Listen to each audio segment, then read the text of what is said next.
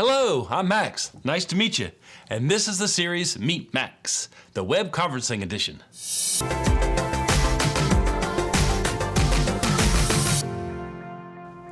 I am very pleased to present this interview with our Georgia Chapter President, Laurence Harris. Today, Laurence is having an online chat with Bill Eikost about maintaining the core tenet of our chapter, our provider-sponsor synergy, and how so very important our sponsor involvement continues to be.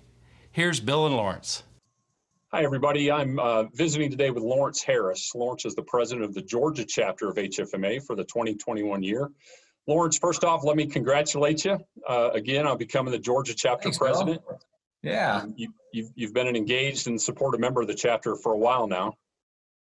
Yeah, it's actually funny. It's been 15 years, which just every time I say it feels like a long time. I don't care who you are. That's a long time, whether you're old or something. You know? So it's I think it's fair to say that you're leading the chapter right now. You're just over a month into it, but you're leading the chapter at one of the most challenging times in the association's history. You know, it's been interesting. It's exciting. You know, in a lot of ways, it's exciting, right? There's the kind of the playbook's out the window, and you know, doubt. I roll with the punches. But yeah, it's been a fun ride so far. So despite everything going on, you know, HFMA is still a valuable resource for members and anybody in the healthcare financial management side of our industry. Share with me, if you can, a little bit about what Georgia HFMA is doing to bring value to its members this year. Yeah, I mean, look, the COVID pandemic has caused a shift in approach, but not necessarily in goals. And so if you look at the basic level, what Georgia HFMA provides, it's education, right? That's probably number one on the list, and that's to all sort of providers across the state as well as the partners that work with them. And then it's networking, which is the time to get together and meet people that maybe you wouldn't get a chance to meet with or see in your normal day-to-day work or through the normal sales cycle or whatever that might be. And then we have our program of certification, right? It's the ability to show what you know and you know, have that those badges or letters next to your name that let people know that you're serious about what you do and how you do it. So despite us having this pandemic that's made us shift how we do those things, those are still the core tenets of what we're delivering this year.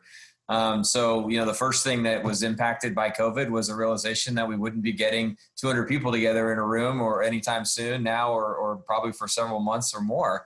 And so we had to very quickly shift our focus to what had already been pretty strong in terms of a webinar presence. A lot of folks are doing that, right? Where we're still gathering the same great folks to come in and share their knowledge, but doing it in a webinar setting. So we kicked off almost right after folks were kind of stuck at home. We kicked off, 9 weeks in a row of a webinar every week that were really well received. We got the best attendance as you can imagine. I think folks might have been looking for something to do in those first few weeks. Right. They've been great. I participated in a few of them. They've been great.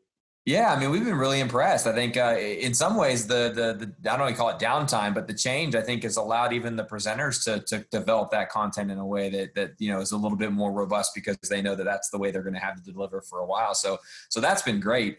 But we're also still trying to be flexible with the in-person part of it because, it's not that you can't get together. You just have to do it safely and smartly. And everyone's kind of got a different view of what's safe and what's smart and what they can do and where they are, right?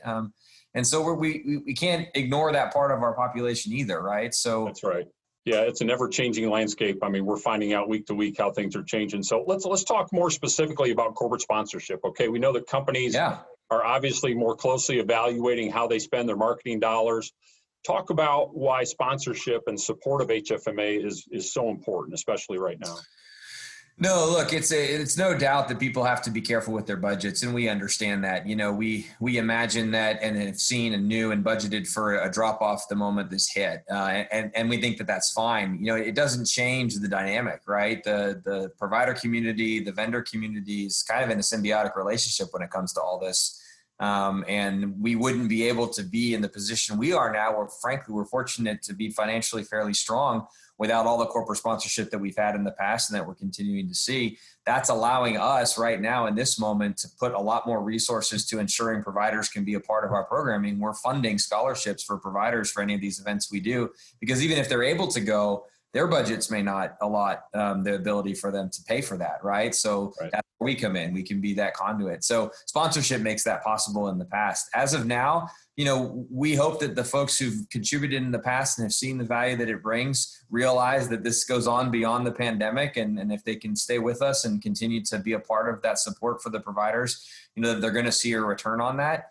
But we're also here for them in case, it doesn't work out that way. So for example, when we did our program this year, we tried to keep it somewhat the same, but we're providing kind of incentives for them to be able to have priority for coming to some of these events that are going to be capacity limited, or allowing them to shift the dollars they might give us this year during this time to next year if we're not able to deliver on the value in terms of having enough in-person events. So, we're doing what we can.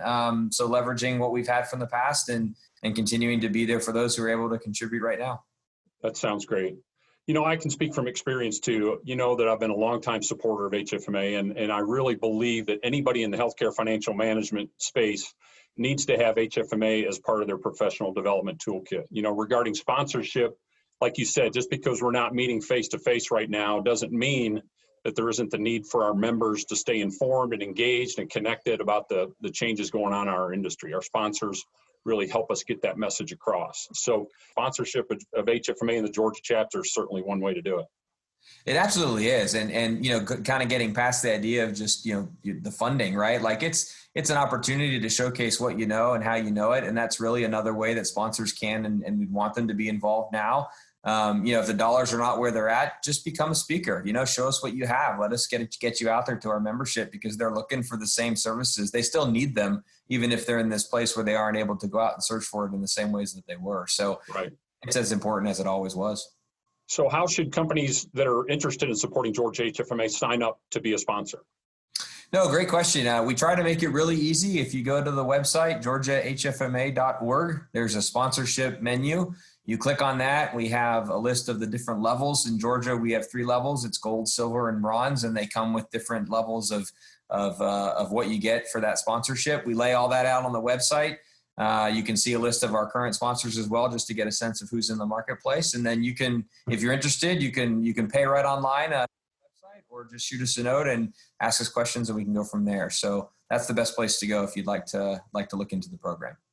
Sounds good. Laurence, as you know, we're going to try to do a series of interviews, giving members an opportunity to learn more about those companies who are sponsors of Georgia HFMA. And I think it'll be another great way to stay informed and connected. So I really appreciate the time today. It's always good to talk to you. Yeah, thank you, Bill. Really appreciate it. It's good to see you. You look good.